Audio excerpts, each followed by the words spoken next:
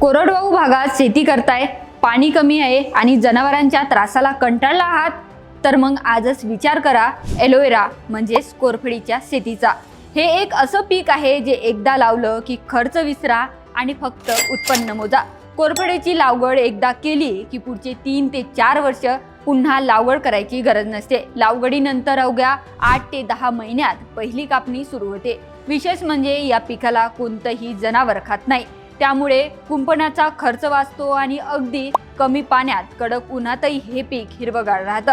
आता तुम्ही म्हणाल बाजार कुठे आहे?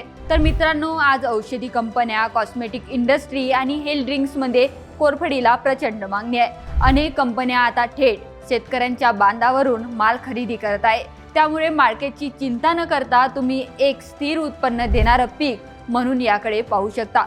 कमी मेहनत, कमी पाणी आणि दीर्घकाळ नफा। जर तुम्हाला पारंपरिक शेतीला फाटा देऊन काहीतरी फायदेशीर करायचं असेल तर एलोवेरा शेती हा एक उत्तम पर्याय आहे। ही माहिती कशी वाटली कमेंटमध्ये नक्कीच सांगा आणि अशाच नवीन शेती उद्योगासाठी आम्हाला फॉलो करायला विसरू नका। धन्यवाद।